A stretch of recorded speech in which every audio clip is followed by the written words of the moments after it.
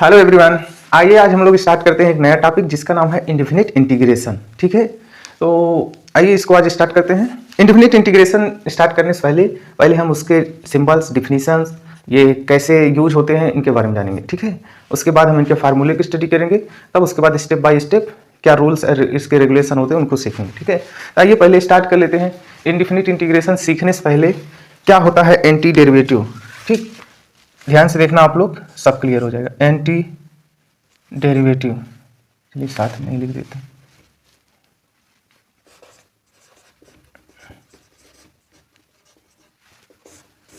Anti derivative, अब ये anti derivative होता क्या है, आइए इसके बारे में जानते हैं। क्योंकि अगर आप इंडेफिनिट इंटीग्रेशन सीख रहे हैं तो ये जानना बहुत जरूरी है कि इस इंटीग्रेशन के पार्ट कितने हैं, उन पार्ट का मतलब क्या है, क्यों हमने यहाँ पर कांस्टेंट ऐड किया, क्यों हम इसे एंटी डेरिवेटिव बोल रहे हैं, क्यों हम इसको वेरिएबल ऑफ इंटीग्रेशन बोलते हैं।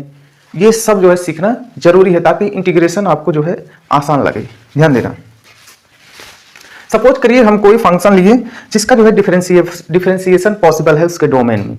अब ये डोमेन क्या होता है ये हम फंक्शन में जो है आपको समझाएंगे, लेकिन एक मिनट के लिए समझा ही देते हैं। डोमेन जो है फंक्शन का वो सेट वैल्यू होता है जिसके लिए फंक्शन क्या करता है, उस डोमेन में जो है रियल और डिफाइन होता है। क्या होता है, रियल और डिफाइन होता है। मतलब जो भी आउटपुट देगा वो रियल देगा और डिफाइन होगा, मतलब कहीं भी अनडिफाइन रहने वाला नहीं है, तो उसको हम डोमेन बोलते हैं। चलिए उसके बारे में बाद में डिस्कस करेंगे। तो सपोज करिए कोई हमारे पास फंक्शन है जिसका हमने डिफरेंशिएशन किया। ठीक, यहां पर लिख लीजिए, ये हमारा फंक्शन है जिसका हमने डिफरेंशिएशन किया और हमको मिल गया ये।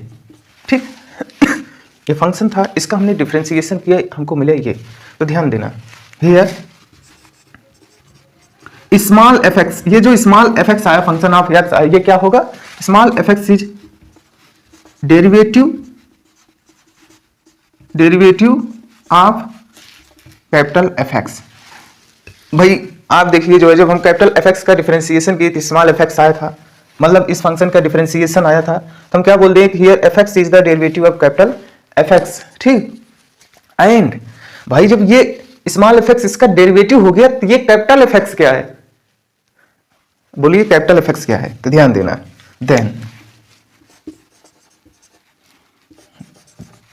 The capital F X is known as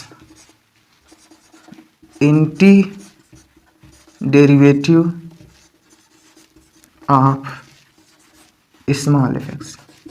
तो ये जो कैपिटल एफ एक्स क्या है, वो इस फंक्शन का ये जो डिफरेंशियल आंसर आया है इसका क्या है, एंटी डेरिवेटिव है। भाई जब इसका F x, capital F x का ये डेरिवेटिव था तो इसका उल्टा कौन है, तो वो है capital F x, anti derivative.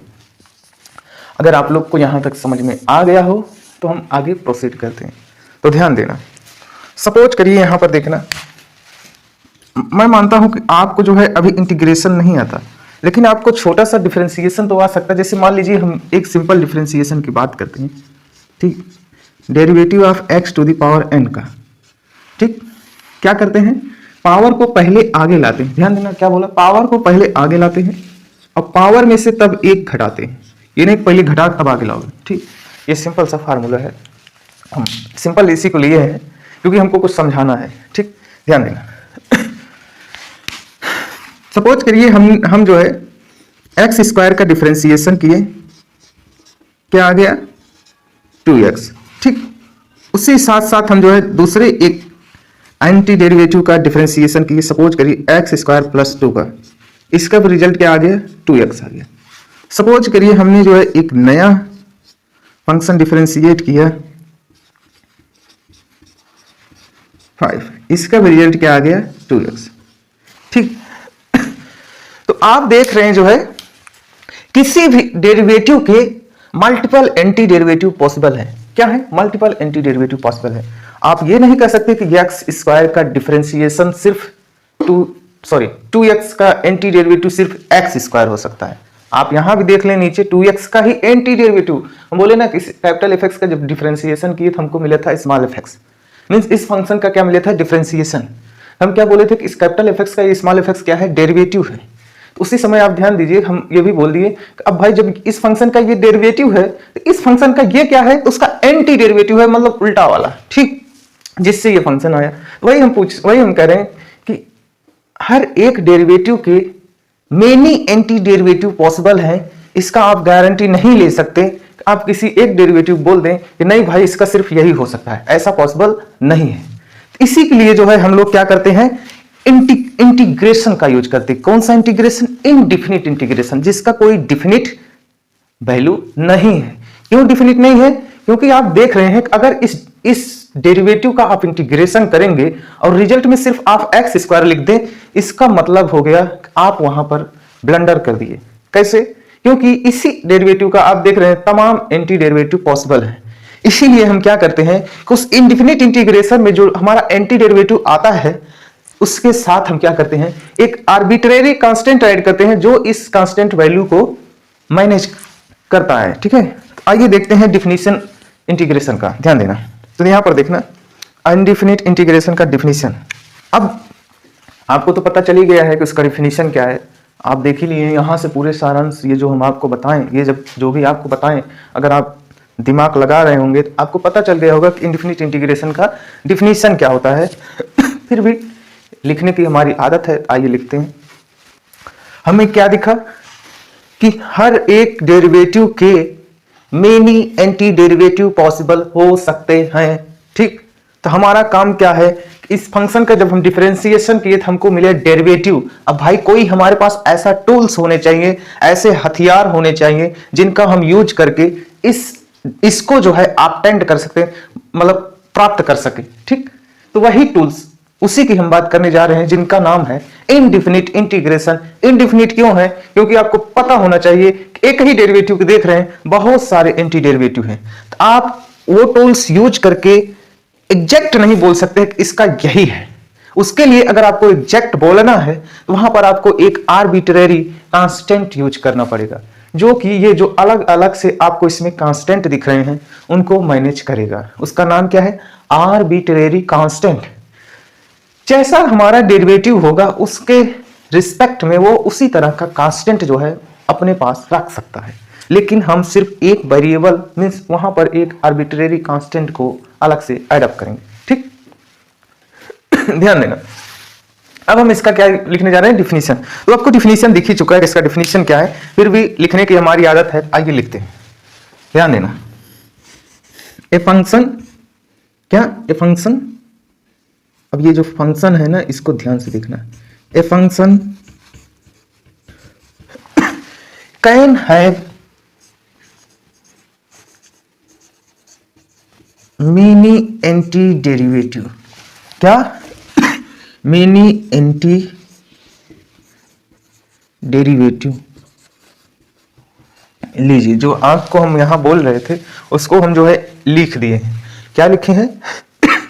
A function, जैसे ये हो गया, ए function can have many anti derivative. यहां फंक्शन के बाद अगर आप fx लिख लेना तो शायद ज्यादा अच्छा लगेगा। ए फंक्शन fx, ठीक, can have many anti derivative. ठीक, यहां पर आप लगाइए comma. The collection of all the collection of all possible anti-derivative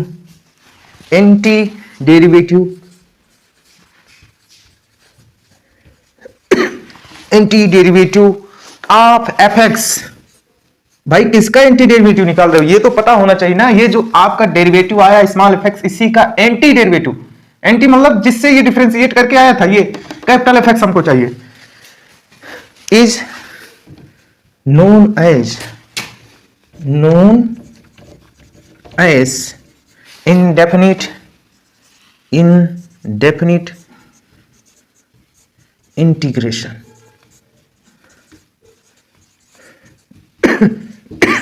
ठीक, किसी भी डेरिवेटिव के मेनी एंटी डेरिवेटिव पॉसिबल हो सकते हैं। उन सभी मेनी एंटी डेरिवेटिव के कलेक्शन को भी हम इंडिफिनिट इंटीग्रेशन कहते हैं। उसके लिए हम क्या करते हैं कि फंक्शन को इंटीग्रेट करते हैं, अपनी तरफ से एक आर्बिट्रेरी कांस्टेंट ऐड करते हैं जो हमारी ये तरह तरह के, यहां पर देखिए यहां पर कोई कांस्टेंट नहीं है, मतलब यहां पर जीरो है। ठीक, 2 है, 5 है, इन सभी कांस्टेंट को क्या करता है, मैनेज किया रहता है। तब हम कहते हैं कि इस फंक्शन का हमें एंटी डेरिवेटिव मिल गया। ठीक, तो आइए इसके आगे देखते हैं, इसके आगे क्या होता है। पहले हम आर्बिट्रेरी कांस्टेंट के बारे में सीखते हैं, फिर उसके बाद फार्मूले को सीखेंगे। एक्चुअल में जो हमारा फार्मूला होता है, हमें कोई भी क्वेश्चन दिया जाए इंडेफिनिट इंटीग्रेशन का, हमें किसी तरह से घुमा फिरा के उस फार्मूले पर ही लाना पड़ता है, बाद में वही फार्मूला यूज करके रिजल्ट लिख दिया जाता है, वो हमारे स्टैंडर्ड फार्मूले कहलाते हैं। तो ध्यान देना। तो ये आर्बिट्रेरी कांस्टेंट के बारे में देखते हैं। देखिए कुछ लिखा गया, यहाँ पर लिखा गया है symbol representation and arbitrary constant. ठीक, तो पहले हम इसके सिंबल कैसे होते हैं, क्या क्या उनके पार्ट होते हैं, उनको देख लेते हैं, फिर थोड़ा आर्बिट्रेरी कांस्टेंट के बारे में क्या करते हैं, डिस्कस कर लेते हैं। ठीक है, तो ध्यान देना। इंटीग्रेशन का साइन कुछ इस प्रकार से दिखता है। ठीक, इसको हम क्या बोलते हैं, साइन ऑफ इंटीग्रेशन। ये क्या होता है, साइन होता है, साइन ऑफ इंटीग्रेशन। ठीक, आप बताइए, आप लोग यहां कोने में देखना, आपको पता है जब हम इस कैपिटल एफ एक्स का डिफरेंशिएशन किए थे तो हमको मिला था स्मॉल एफ एक्स। हम इसको क्या बोल रहे थे, डेरिवेटिव, इसका डेरिवेटिव इस कैपिटल एफ एक्स का डेरिवेटिव। ठीक, derivative of capital F X, तो इसको क्या बोल रहे थे, एंटी डेरिवेटिव। क्या, एंटी डेरिवेटिव। कौन सा anti derivative, any anti derivative यहां पर। ठीक है, इसको क्या बोल रहे थे, एनी एंटी डेरिवेटिव, ऐसे बोल लीजिए, एंटी डेरिवेटिव। ठीक, तो यहां पर जो लिखा जाएगा स्मॉल एफ एक्स, जिसका हमें इंटीग्रेशन करके इस एंटी डेरिवेटिव को लाना है। ठीक, इसको हम क्या बोलेंगे, इसको हम क्या बोलेंगे, डेरिवेटिव। क्या बोलेंगे, या हम इसी का नाम धर देते हैं क्या, इंटीग्रैंड। क्या रखते हैं, इंटीग्रैंड, जिसका हम इंटीग्रेशन करना चाहते हैं। ये क्या है, इंटीग्रैंड है। ठीक, ध्यान दीजिए, ये जो ये आपको यहां पर इंटीग्रेशन दिख रहा है, अब आपको कभी कभार कुछ इस तरह का सिंबल दिखता है, ऐसे। ये आपको पता होगा इसका नाम क्या है, इसका नाम होता है सिग्मा, इसका नाम होता है समेशन। ठीक, ये सम का काम करता है, ये थोड़ा जो है बड़े क्वांटिटी का सम करता है, और ये जो होता है ये क्या करता है, बहुत ही माइन्यूट क्या करता है, पार्ट का सम करता है। जैसे ध्यान देना, ये जो आपको यहां पर सिंबल लिखा गया है ना, ये क्या है, ये कुछ नहीं है। ये अगर आपको यहां पर लिख दिया जाए ना, ध्यान देना, ये क्या है, सपोज करिए ये लिखा, ये क्या है, ये दो डिफरेंस क्वांटिटी का क्या है, रेशियो है, क्या है, अनुपात है। मतलब यहां पर आपको दिखेगा ना, ये y क्या है, y2 माइनस सपोज करिए y1 है, जिसका डिफरेंस टेंडिंग टू क्या आ रहा है, 0 आ रहा है, जिसे हम क्या लिख देते हैं, बराबर करके dy। ठीक, भाई यहां पर देखना इक्वल टू 0 नहीं लिखे हैं, टेंडिंग टू, मतलब इतना इसका स्मॉल डिफरेंस है, इतना ज्यादा स्मॉल डिफरेंस है कि ये अगर सब डिफरेंस को आप स्टेप बाय स्टेप कलेक्ट करते जाएं तो आप वहां पर देखेंगे आपको कंटिन्यू मिल रहे हैं, कंटिन्यूअस चीज में। छोड़िए वो ज्यादा अंदर की बात हो गई, तो ये समझिए जो है कि ये बहुत डिफरेंशियल पार्ट का सम करता है, ये थोड़ा जो है उससे बड़े पार्ट का करता है, जिसमें हमें डिफरेंस जो है दिखता है, इसमें बहुत कम दिखता है, जिसके कारण ये कंटिन्यूटी को रिप्रेजेंट करता है। ठीक, तो ध्यान देना। तो यहां पर देखना, इसके बाद हम क्या लगाते हैं, dx। क्या लगाते हैं, dx। ध्यान देना, इस d के अंदर, भाई साहब ध्यान देना, इस d के अंदर जो वेरिएबल लिखा रहेगा, इस d के अंदर जो वेरिएबल लिखा होगा वही इंटीग्रेशन का वेरिएबल होता है। इसके अलावा इधर कोई दिख जाए तो उनको वेरिएबल मान के मत बैठ जाना। जब तक यहां पर जो वेरिएबल यूज किया है वो इसके अंदर ना रहे, तब तक आप उसे जो है इंडेफिनिट इंटीग्रेशन का वेरिएबल नहीं कह सकते हैं। अगर यहां पर x यूज किया गया है और यहां पर जो आपको फंक्शन मिला वो किसी अनदर वेरिएबल के रिस्पेक्ट में है और वो वेरिएबल का इससे कोई रिलेशन नहीं है, तो वो एक कांस्टेंट की तरह हो जाएगा और उसको हम क्या कर देंगे, इंटीग्रेशन से बाहर। क्योंकि इंटीग्रेट का काम तभी करेगा जब इसके अंदर जो वेरिएबल है, इस डी के अंदर जो वेरिएबल है वो फंक्शन के अंदर का अगर वेरिएबल होगा तभी उस फंक्शन के साथ ये छेड़छाड़ करेगा, अन्यथा एफ को क्या कर देगा, बाहर। भाई साहब तुम्हारा कोई जरूरत नहीं है, इसलिए जो डी के अंदर आपको वेरिएबल लिखा दिख रहा है इसको हम कहते हैं variable of integration, variable of integration. ध्यान से देखना जो है, नहीं तो हम आपके साथ खिलवाड़ कर सकते हैं क्वेश्चन में, ठीक। तो यहां पर देखना, ये हो गया हमारा sign of integration, integrand, variable of integration. आइए अब यहां पर बात करते हैं। अब भाई साहब इस हम डेरिवेटिव का जब इंटीग्रेशन कर रहे हैं तो हमें कुछ तो आउटकम आएगा ना, तो उस आउटकम का नाम है, ये वाला आउटकम आ रहा है कैपिटल एफ एक्स प्लस यहां पर हमने ऐड किए सी, ठीक। ध्यान देना, इस कैपिटल एफ एक्स को हम क्या बोलते हैं, any anti derivative, any anti derivative, ठीक। हाँ, अब ये भाई साहब आ गए जिनकी हमें बहुत देर से जरूरत थी। ये क्या है, आर्बिट्रेरी कांस्टेंट जी हैं, इनके बारे में हम लोग बात करते हैं थोड़ा और डीप में जाके। ध्यान देना, सपोज करिए जैसे ये हमारे पास चाक है, ठीक। आपसे बता रहे हैं इंटीग्रेशन का मतलब होता है, एक प्रकार से आप समझ सकते हैं डिफरेंशियल पार्ट को जोड़ना, ठीक। इंटीग्रेशन का मतलब होता है कलेक्शन करना, ठीक। तो ध्यान देना, अब मान लीजिए हम कहें आप इस मार्कर का जो है डिफरेंशिएशन करिए, तो आप क्या करेंगे, इसको जो है तोड़ देंगे, ठीक। ये क्या हो गया, इसका डिफरेंशिएशन। हम कहें आप इसका इंटीग्रेशन करिए, तो आप क्या करिए, इसको जो है जोड़ दिए। ये आपके दिमाग में होना चाहिए। कुछ तो फंक्शन ऐसे होते हैं कि जिनका आप डिफरेंशिएशन के इंटीग्रेट की दिए आपको मिल गया, लेकिन कुछ ऐसे भी होते हैं ना जाहिल टाइप के, जो आपको कंप्लीट वैल्यू नहीं देते। जैसे हम इस चाक की बात करते हैं, हम कहें इसको आप तोड़ दीजिए, आप तोड़ दिए, ठीक। अब हम आपसे कहें जोड़ दीजिए, आप इसको जोड़ देंगे, फिर भी आपको पता नहीं कैमरा में दिख रहा है नहीं दिख रहा है, आज थोड़ा सा पार्ट बच गया है, थोड़ा सा पार्ट बच गया, मिल तो गया हमें पूरा चाक जोड़ने के बाद, लेकिन अभी थोड़ा सा पार्ट बच गया है। ये थोड़े से पार्ट को लाने के लिए हमें कुछ तो अपनी तरफ से ऐड करना पड़ेगा ना, तो वही काम है। इस आर्बिट्री कांस्टेंट को जब हम फंक्शन का क्या कर रहे होते हैं, डिफरेंशिएशन कर रहे होते हैं, तो उस समय जो उसके साथ कांस्टेंट होते हैं, वो कांस्टेंट को जो है बेरहमी से जो है वो क्या कर देता है, जीरो कर देता है। लेकिन जब हम इंटीग्रेशन करते हैं तो हमें ये तो मिल जाता है, ये फंक्शन मिल जाता है, लेकिन उसके साथ जो कांस्टेंट है वो नहीं मिलते हैं। उस कांस्टेंट को लाने के लिए, उस कांस्टेंट की इज्जत रखने के लिए हम क्या करते हैं, अपनी तरफ से एक आर्बिट्रेरी कांस्टेंट ऐड कर देते हैं, ठीक। इसीलिए यहां पर इसको ऐड किया जाता है। जैसे हम आपको दिखा चुके थे, आप जब डेरिवेटिव ले रहे थे किसका, D by D x of x square plus 2x plus 5, आप इसका जब डिफरेंशिएशन किए आपको मिल गया क्या, 2x प्लस 2। लेकिन जब आप इसका इंटीग्रेशन करेंगे तो ये 5 भाई साहब गायब हो जाएंगे उसमें से। इस 5 का इज्जत रखने के लिए हम क्या करेंगे, अपनी तरफ से एक आर्बिट्रेरी कांस्टेंट ऐड कर देंगे, ठीक। तो ध्यान देना, तो इसका नाम क्या है, यहां पर देखना आप लोग, ये सिंबल आर्बिट्रेरी कांस्टेंट, ये क्या है, हमारा आर्बिट्रेरी कांस्टेंट है, ठीक। तो इतने सारे पार्ट जो है हमारे इनफिनिट इंटीग्रेशन के होते हैं। ये जो सिंबल दिखता है इसको हम बोलते हैं साइन ऑफ इंटीग्रेशन। जिसका हम इंटीग्रेशन कर रहे होते हैं उसको बोलते हैं इंटीग्रैंड। जिसके रिस्पेक्ट में, जिस वेरिएबल को रिस्पेक्ट में हम इसका इंटीग्रेशन करते हैं उसको बोलते हैं वेरिएबल ऑफ इंटीग्रेशन, ठीक। जो हमें आउटकम मिलता है वो कोई एक एनी एंटी डेरिवेटिव होता है, मतलब कोई एक एंटी डेरिवेटिव होता है, कोई एक एंटी डेरिवेटिव होता है। अब हमें सारे को कलेक्ट करने के लिए वहां पर एक सी ऐड करना जरूरी होता है, तो ये कंप्लीट मिला के क्या हो जाते हैं हमारे एंटी डेरिवेटिव, ठीक।